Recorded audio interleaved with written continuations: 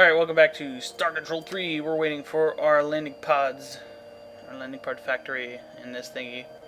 And I'm waiting here until that happens. I'm not going to cut because a bunch of shit's going to happen. Going to pop up because I'm going to let the speed run higher. And the game likes to throw exposition while you're sitting there waiting. So, boop. But I think 2 or 3 will be good. I got a distress call from Janice 8. mycon. I believe these will show up again once they start building. I think they start going to our ship automatically. Maybe. Not sure. Let's turn the speed up all the way, honking, or higher, just so the scrap goes up faster. Let's turn our refinery down. Let's get those people working. Okay. What does that do?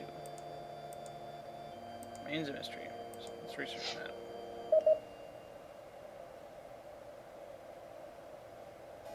The precursors were apparently frustrated in their quest to reach their full precursor potential because of galactic devastation wrought by a mysterious and even more ancient race. A race so dangerous that they must never actually learn its full name. They refer to this race as the Eternal Ones. We can't tell if this devastation happened in their past, or if they're anticipating it in their future, or some sort of ongoing devastation. It's very hard to translate this. We suspect that the precursors have a different relation to time than we do. Okay. Weird problems with time conjugation and crap. And some more insight with the precursors. Yes, sir. Right. So they're researching that again. This thingy. Looks like some kind of W. Still working on that thingy.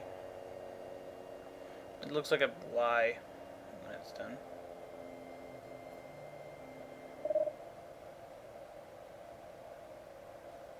Yeah, we know. I'm sorry, I know that. It's taken me so long to redo this one. As you can tell with the music, DOSBox has a lot of problems chugging along, and I have to restart it a bunch of times to get it to run at a reasonable speed. Not sure why. I record with Fraps because I can't record with my microphone unless I do it post-commentary. Because the internal recorder doesn't pick up my microphone. The precursors were so threatened by these Eternal Ones that they had to go away or go back or go under. We can't fully translate this gone word. It appears to refer to a technology we're not aware of, and maybe our minds can't yet conceive of it. Possibly go back in time. We're also having trouble with the tense of the verb. One way to read it is that they not only went away once, but that they will have to go away again, or are continuously going away. They have definitely gone away more than once, and seem resigned to going away sometime in the future. But they are continually in a state of being gone away, except when they're not. We apologize for the vagueness, but this is such a strange set of concepts that it has sidelined 3 of our best xenolinguists on temporary mental health leave. Oh man, language, it's hard. Will do, sir. Yeah, that's just weird. I don't know. As I said, it doesn't run properly with any of the other recorders because I'm using DOSBox. I can't get it to record at all without using DOSBox because it runs like full screen and it's stupid and doesn't use like any of the other stuff. And it's just going to tell me about the mycon again. Yep, I know. Then go to hell. And did that finish? What can you tell me about this?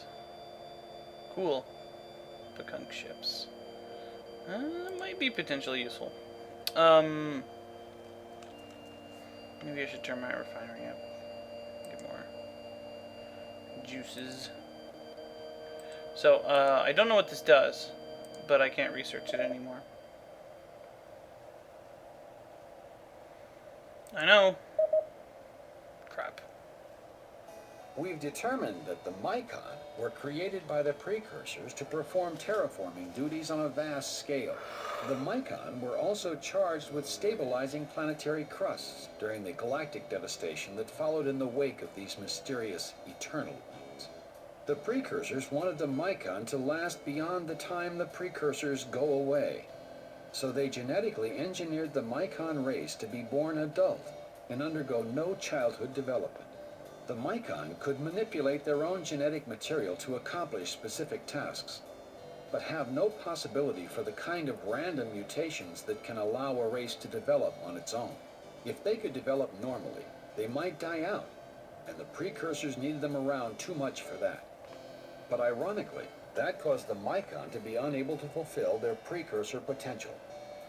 Well, maybe that's the problem we had with the fucking Andersynth. Yeah, it made him too good. And I got eaten with yours. That mycon doesn't get eaten with yours. Will do, sir. Okay. Work faster on it. Oh man. Shit. Because I was working on the refinery. It's building a refinery now, but it's gonna take. It is not gonna take a long time. Day 60. This is going so quickly. Because I'm running it too high. Yeah. Okay. I'll keep doing that. Son of a bitch. Okay, I'm turning this off.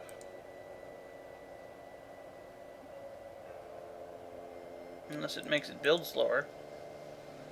Then I'm not going to. Oh, shit. I didn't turn it up. There we go. I'm stupid.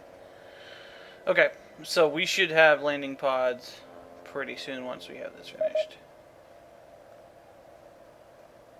We've discovered an item that resembles a 20-foot-tall flat spoon. The precursor records refer to this as the plasma regroover. We have no idea what it does, but the notations indicate that it's important to precursor terraforming. Okay. Yes, sir. What is that? Do we have it? Spoon? Spoon. Okay. I'm gonna make a little sound when we get a landing pod finished. So, we're just gonna go when we get one, because we've been wasting enough time doing this.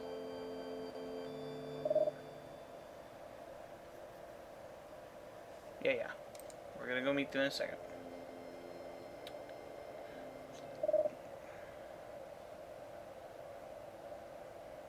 I know.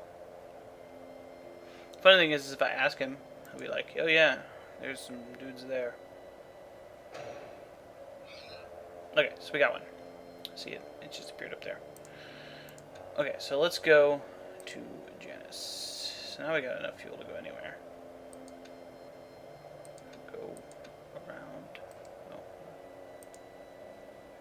Janus.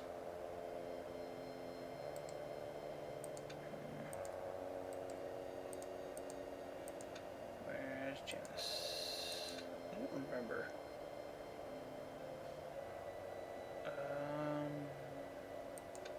I could, like, turn on the colony thing. Crap. I know! Ooh, it's still turned up all the way. Okay, that's a better way to find it. Yay. Okay, so we're going to be going to talk to them and see if we can solve their problem. Hopefully.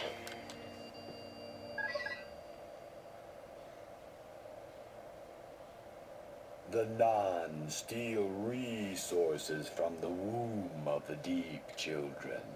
The non must become void.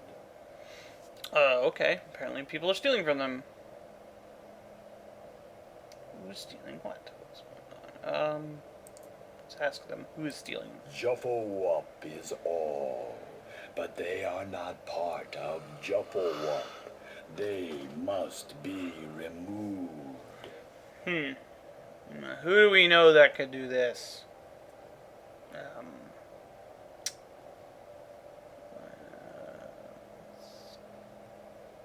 Yeah. We are the mycon. I don't think they say anything helpful. We respond. But who do we know that are giant assholes? The Vux. So let's go check the Vux. But let's ask them about stuff that we learned from the humans, dude. I am Flu. I attend the birthing nose. I died yesterday. I died in a bright flash. A convenient source lies beneath the crust. Ooh, they went to Cybermen again. Okay. Almost The made sense. Juffa is strong in this place. I don't care about none of your Jiffy Pops, stupid clams. Tell us about Eternal Ones. Darkness is void. Juffa is light. Man, you and the Jiffy Pops. We Cease to speak. That's right, shut up. Okay, go back to Fomalhaut. To, go find that artifact. Do it! Fucking, okay. This one? Yeah, go there. What was it, Bakunk? Yeah, when we got a Spathy upgrade. You have to have, like, resources to upgrade the ships, so, this is like, whatever. Sirens, use all of them, I don't care. And because I potentially will use the Bakunk ships and other ships, I will, what's this? Nothing, okay. Let's go talk to the Utwig and see if they know anything about, when you go back to talk to races, they may have more information if you learn more keywords, so to speak. And ask them about the Eternal Ones and stuff. And see if we can research this thing. How may the Utwig assist the glorious captain? Yeah, okay. Eternal Ones. The ur-quan says even the precursors trembled before the horror of the Eternal Ones. The Eternal Ones factored heavily in the disappearance of the precursors. Sub-Proctor Filbert, in the Relations with Humans department, informs me that this is going to seem painfully cryptic to you. I hope you understand. It's not really cryptic compared to, like, the crap that Commander... Well, it's not Commander Hayes, but the guy who... I don't know, big eyebrow dude. The ur-quan's coruscations indicate that you... Yeah, Holtron said we were all gonna die. So... oh, yeah, let's check to see if we can research this thing. No. I built everything else, though. So... let's go talk to the Vux. Do you have any ships here for me? No. Okay.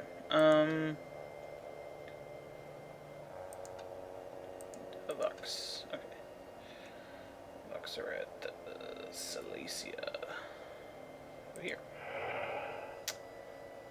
Okay. Go talk to the Vux. So, as, we get them automatically in our hold now that we have a source of them. It's not like fuel where you have to keep going to the planet to get it. Captain, we want more worlds. We clearly have fewer on average than the other races. Well, apparently your counting sucks as much as your depth perception, because I didn't give any worlds to any of the races, except maybe the Spathy. But I like the Spathy. I don't like these fuckers. And I like the Siren. I don't like the mycons. I don't like any of them. You are stupid. Yeah, understand. Oh, very well. For now. Mickey Mouse pupil motherfuckers. Yeah, let's ask about this. Who? What? You're not helpful. Please inform the Vux of the manner in which we can best assist our good friend, the human captain. Let's, yeah. Lies! Fallacious lies dreamed up by some barely sentient fungus. They say they saw you. It is a vicious lie. There is no proof of this. How could we travel to their worlds without hyperspace? That is a good question. Don't remind me of your dual eye. Never mind. Did you have other questions? He was about to say something racist. Please inform the Bucks of the manner in which we can best assist our good friend, the human captain. I don't think we should ask this stuff. Late. Let's save the game and then let's ask that stuff. Okay, now let's ask him. Now we gotta go out a little bit.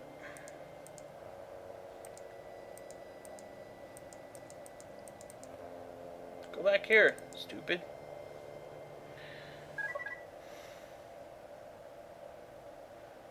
Captain, Yeah, shut up. Okay. that's... Oh, really? And how do they know this? The ur-quan said so. Oh, they're ur-quan. Well, if their little religious toy says so, it must be true.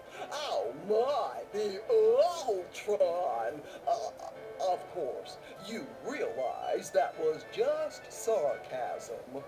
Well, not mean sarcasm, more like irony. No, more like a light-hearted laugh with my good friend, the Captain. I always think he's like puke. Captain, you wound me. Here we Bucks have overcome millennia of hating other races. Here we are, far from home. Here we are helping you. And what do you offer us in return? Accusations. Captain, we love the League. I would prove it with a big, wet osculation. Ew. But you are too far away. We'll be watching you. Please inform the Bucks of the manner in... Shut up. Later.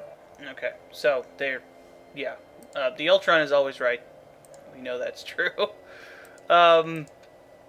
So, yeah, they're lying because, yeah, the ur-quan is more trustworthy than they are. Okay, the next planet we are going to go to, let's see if mycon has any suggestions for us. So we don't have to blindly shoot around in the dark. Icon online. Tell me stuff. A signal received from an emitter on Velpunia 6 confirms the presence of an ur-quan colony. Ooh, ur-quans. Icon. Ur-quans are cool. Wonder if it's, which kind? Wait, hang on. Which planet was that? Velpunia. Yeah, I remember now. Okay. Let's turn this off. Velpunia. Let's turn this down. All the way. Okay. I want to meet at least one person before I stop. But at least we've got starting to get into storyline stuff. Velpunia, there we go. Donk. Okay. And we can get some ur-quan ships. I don't have any special dudes. I mean, well, okay, I wouldn't expect the ur-quan to put up with those fucking drones hanging around, so it doesn't surprise me that if there was one, they killed it.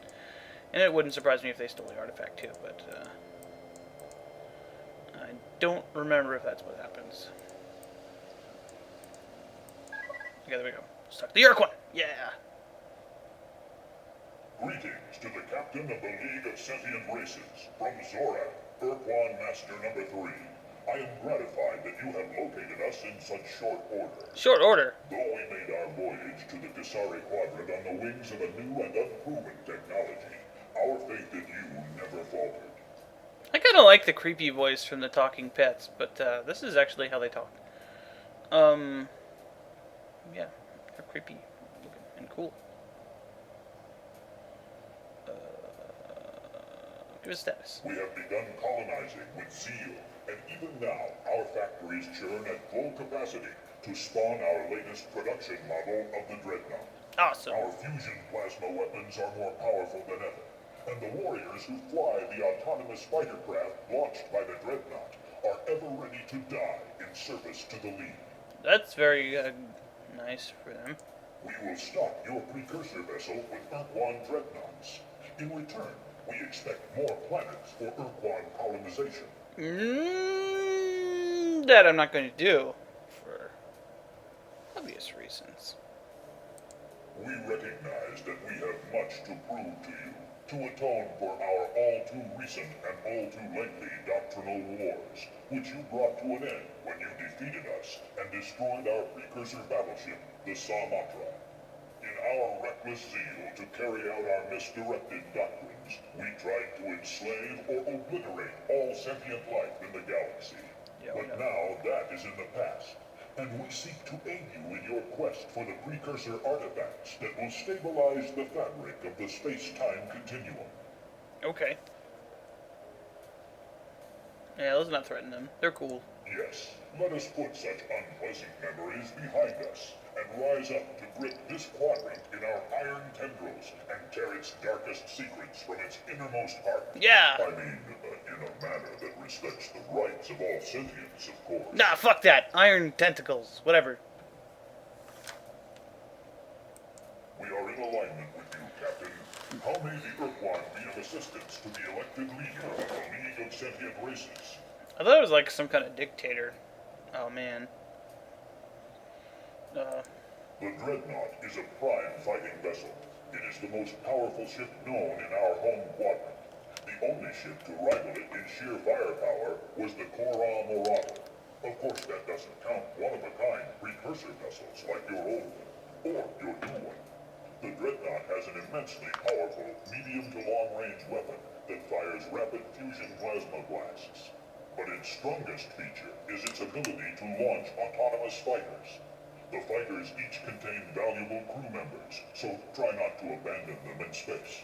Make certain not to command the Dreadnought to launch all its fighters, or you risk leaving the Dreadnought vulnerable to a lucky enemy strike. Also, make sure not to command the ship to engage in a high-speed tactical retreat while the fighters are still harrying the foe, or the fighters will expire in space. Remember, this ship was designed by ur-quan, and ur-quan are unfamiliar with retreat. Perhaps. Yeah. We should ask them about the history, even though, I don't know, we already know that, but, yeah. The Chronicle of the ur-quan is a history of the greatest triumphs and deepest regrets.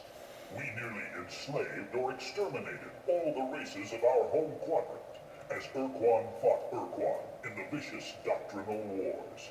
In retrospect, our tragedy could have been foreseen in our origins.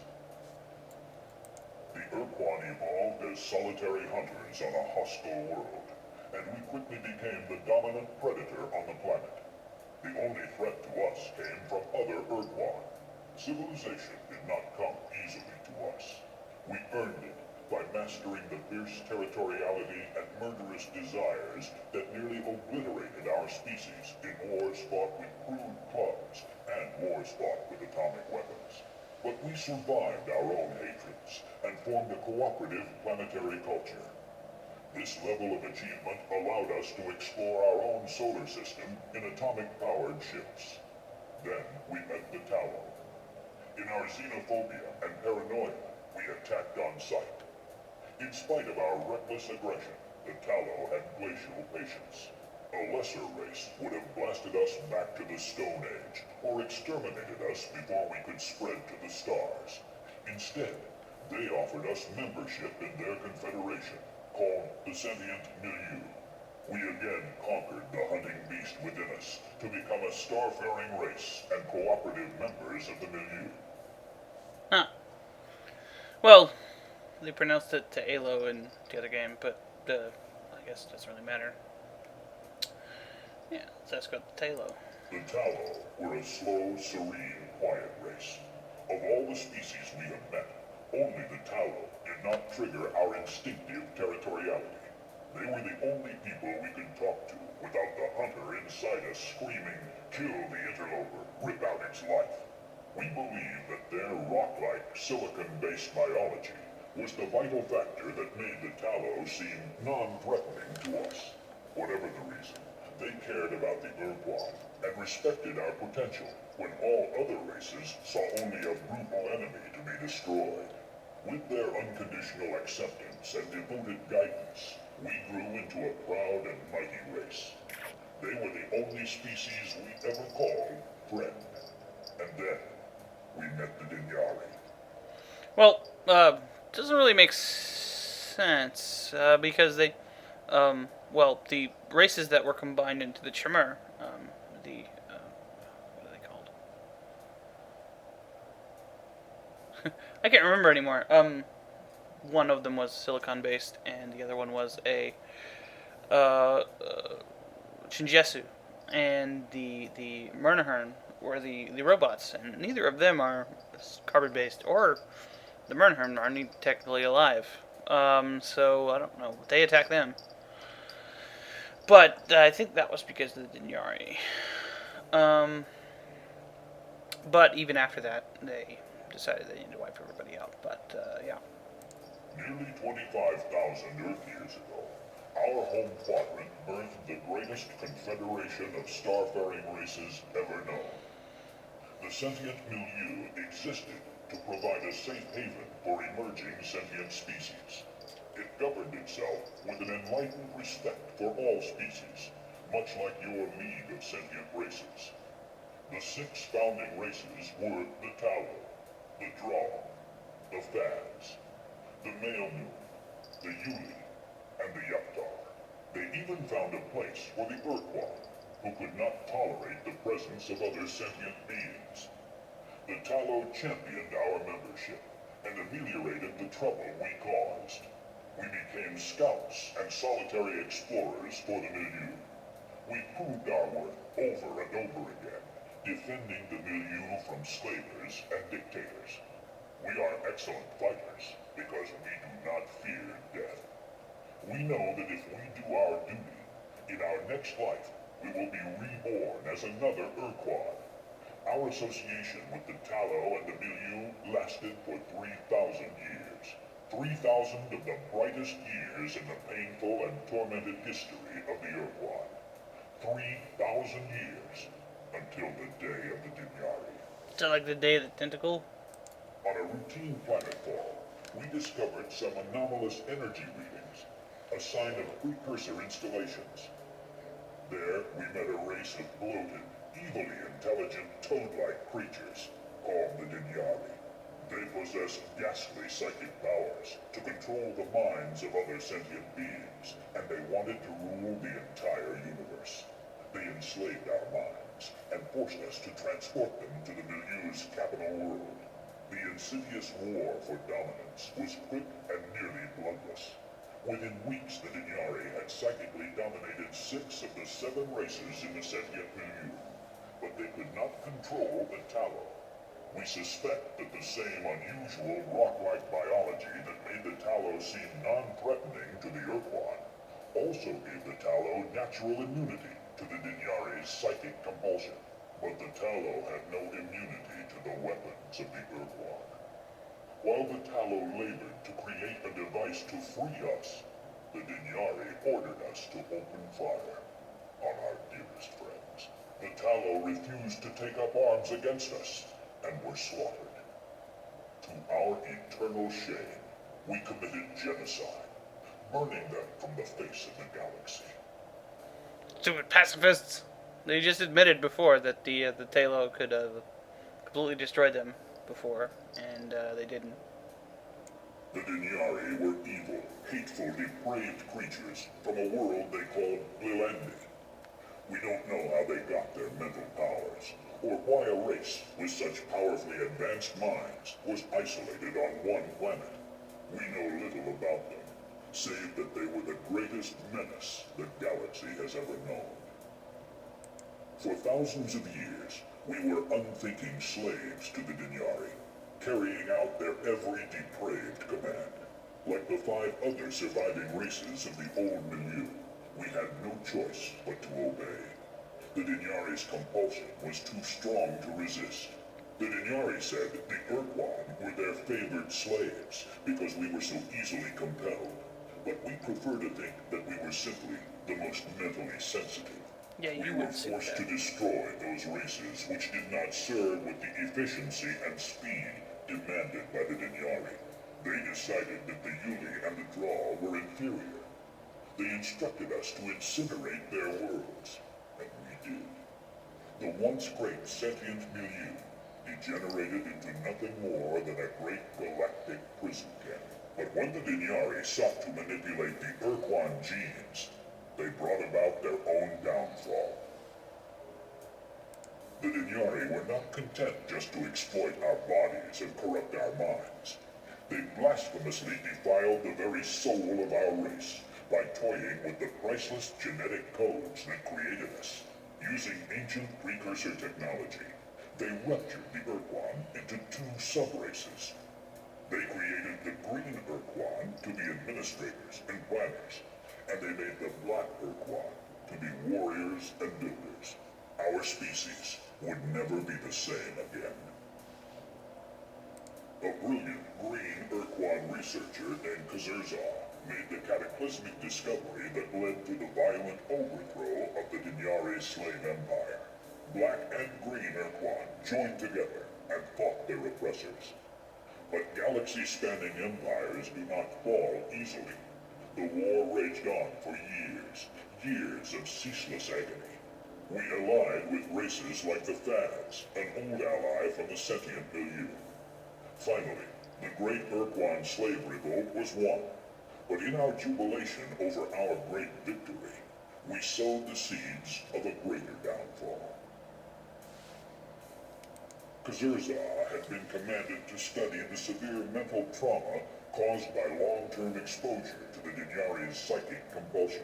Kazurzah knew that when a slave died, the Dinyari who controlled the slave had to rapidly disconnect from the slave's mind, or the Dinyari would die as well. But Kazurzah discovered that the Dinyari also temporarily disconnected when the slave experienced extreme, nearly lethal pain. Kazurzah entered a state of excruciating pain, and in a moment of freedom, broadcast this secret to the entire universe. In all parts of the Dinyari slave empire, the ur-quan gashed open their own bodies, burned themselves, hurled themselves into jagged heaps of scrap metal, anything to purchase the few precious seconds of freedom necessary to grab the nearest Dinyari and crush the bleeding creature to jelly. This primitive mortification of the body gave way to more sophisticated tactics. Alas, Kazurzah did not survive to see the day that the ur-quan perfected a ghoulish torture device called the excruciator. They inserted the excruciator directly into their own brains, where it unleashed an unending stream of agony, which released them from the grip of the hated Dinyari. The gutless slavers squeamishly recoiled from the minds of the ur-quan and were slaughtered. We butchered most of the Dinyari, but made the mistake of leaving some alive to serve as our translators. We know from the second game that the way Xerxes did that was he injected himself with like acid or something, so he died right after doing that. So of course he didn't survive. Exterminating the Dinyari was not punishment enough to satisfy the ur-quan, who had suffered enslavement, biogenetic degradation, and years of screaming pain. A slow death was too kind a fate for such monsters. The combined ur-quan starfleets decided to inflict a vicious form of poetic revenge upon the Dinyari.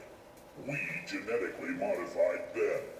We gutted their minds, turning them into subsentient, dumb animals. That way, they could never again dominate our minds, and we could stop using the excruciators. And then we further degraded these once omnipotent creatures by forcing them to serve as our translators. They became our talking pets.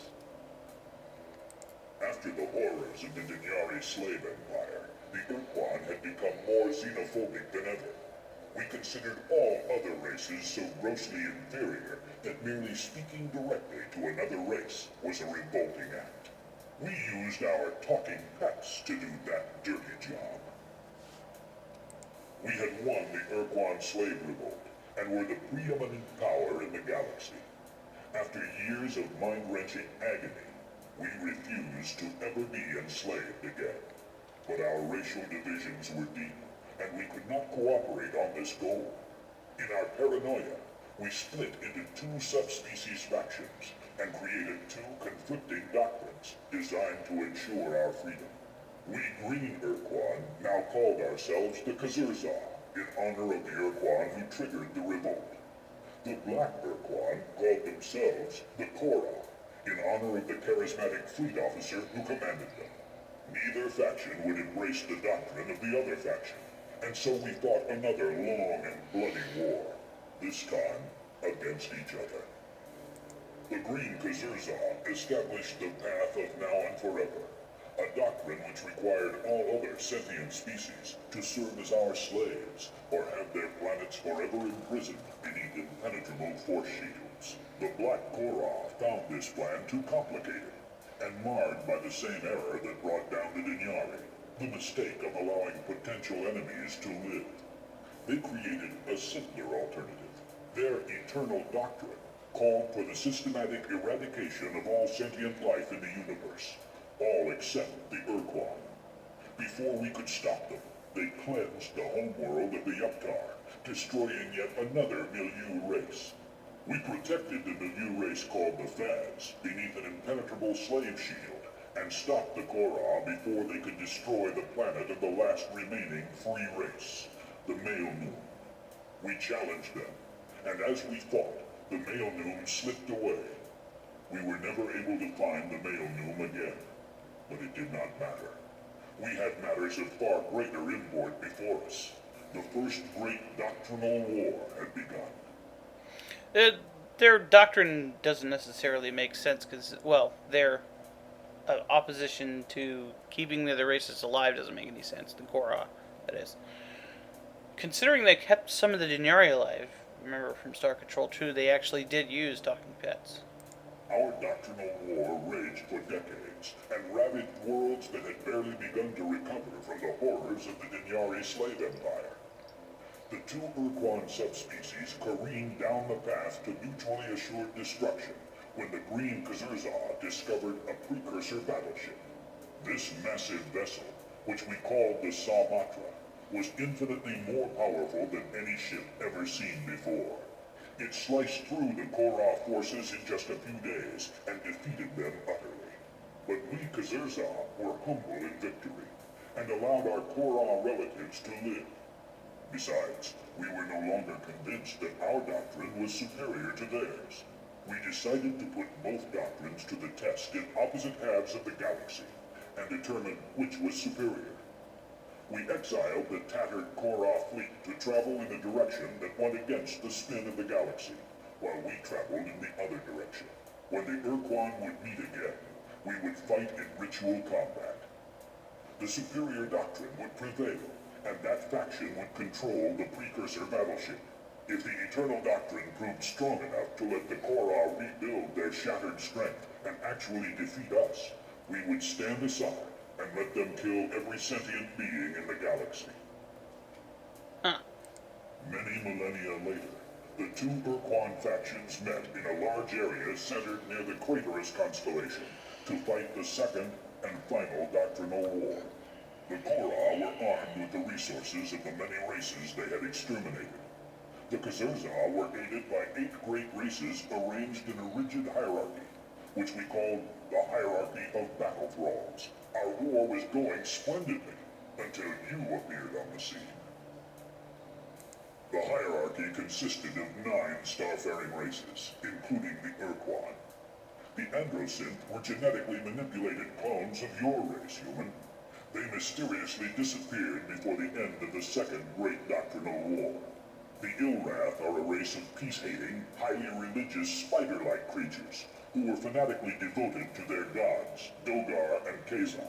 They were one of the strongest of the battle thralls until you deceived them into attacking one of our other races, the arrogant, brutal Thravish, using a hyperwave caster you took from another of our races, the Unga.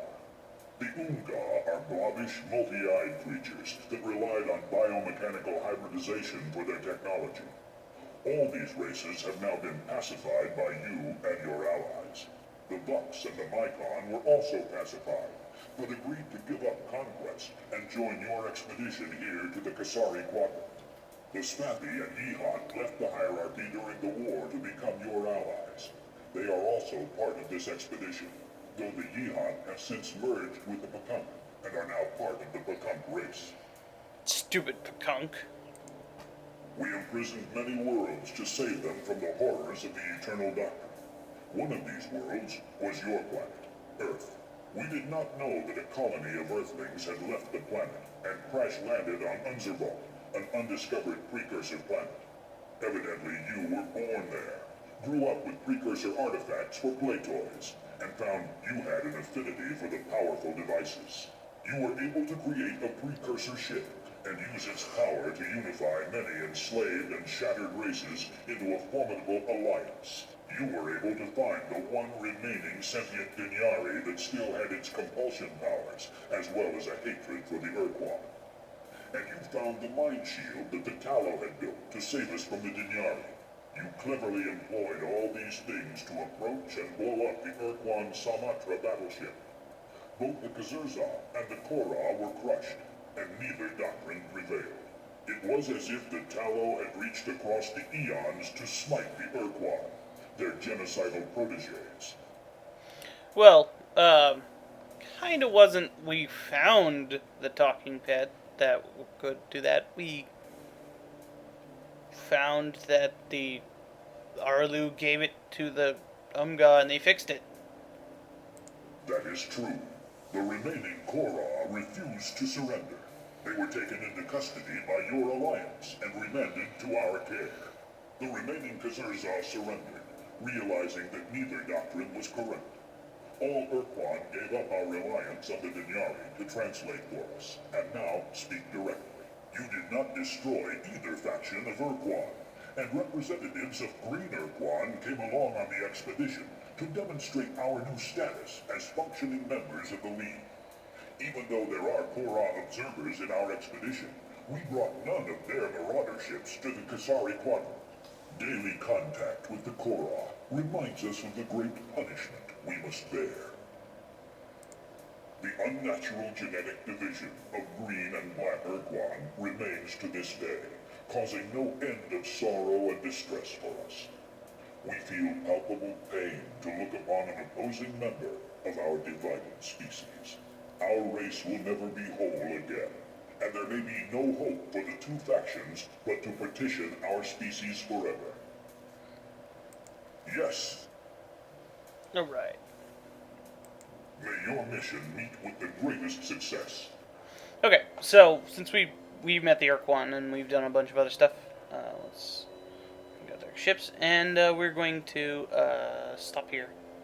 We'll take a look at the planets and we'll see what they got. Okay. Yeah. So we got that researching. I had the. You noticed that I already had that researching and I already picked up the ships. It's because I had the game do something weird during the conversation, so I had to re-record it. Anyway, yeah. So we're done for now, and I'll see you next time on Let's Play Star Control 3. Hopefully we can get further into the plot, or meet new people, hopefully.